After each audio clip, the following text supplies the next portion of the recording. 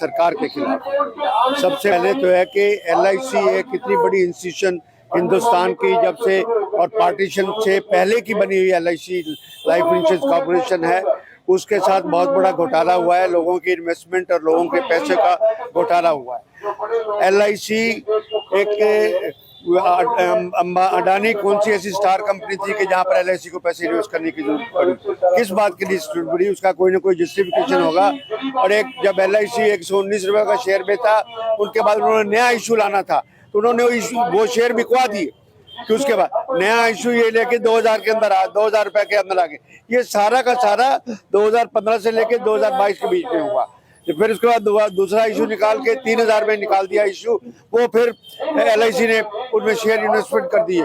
फिर उसके बाद अब इस टाइम उनका 3900 रुपए का था जो शेयर था, वो आके इन्होंने फिर उसको इन्वेस्टमेंट कर दिया। हिडनबर्ग ने जो रिपोर्ट दी उसके बाद ये शेयर धड़ाम आ गया।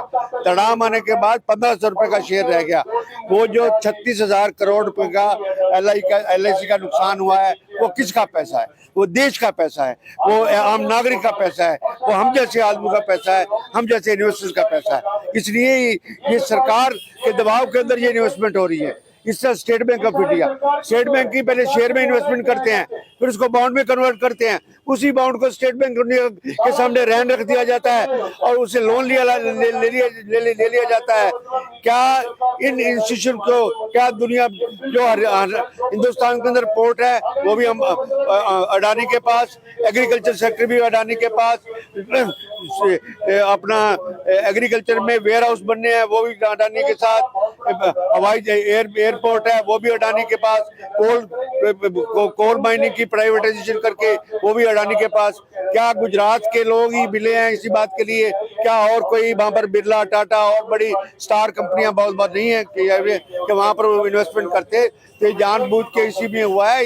इससे जो हमारे राहुल गांधी ने कहा था कि अडानी का बेड़ा गर्क होगा, लोगों को नुकसान होगा, आज इसलिए हम प्रदर्शन कर रहे हैं। ये प्रदर्शन भारतीय जनता पार्टी के खिलाफ है, ये मोदी के खिलाफ है और ये पूंजीपतियों के खिलाफ। आरोप लगाने से बीजेपी के लोग कह रहे हैं, आरोप लगाने से पहले एक बार मनमोहन सिंह से पूछ लें क्योंकि वो बहुत बड़े अर्थशास्त्री हैं। ऐसे मनमोहन सिंह से पूछ, मनमोहन सिंह के टाइम में जो NPA था उसको देख लें और आज NP का है। कभी वो हवाई जहाजों वाला किंगफिशर वाला माल्या भाग रहा है, कभी नीरव मोदी भाग रहा है, कभी ललित मोदी भाग रहा है, कभी हीरो का व्यापारी भाग रहा है। इतना स्टेट बैंक ऑफ इंडिया का फ्रॉड हो रहा है, Punjab national bank of India का फ्रॉड हुआ है। आज तक इतने फ्रॉड कभी किसी राज्य में हुए है? कुछ है इसमें मेन भी। तो दरअसल सेबी ने क्या अपनी रिस्पॉन्सिबिलिटी नहीं निभाई? सेबी ने रिस्पॉन्सिबिलिटी निभाई, ED रिस्पॉन्सिबिलिटी निभाई। शेल कंपनियां, बोगस कंपनियां वहां पर, वही तो रिपोर्ट है, इसलिए डाउनफॉल शुरू हुआ। कंपनी वहां पर रिकॉर्ड के अंदर है, कोई बिजनेस नहीं करती, कोई कुछ नहीं करती। यहाँ का पैसा उन कंपनियों में इन्वेस्ट हो रहा है और वहां से फिर नंबर 1 में पैसा इसके बाद फिर आ रहा है। भाई हिडनबर्ग ये कहता है कि मेरे सामने आगे आ जाए, मेरे सामने आ जाए, 5 मिनट बैठ के कर ले।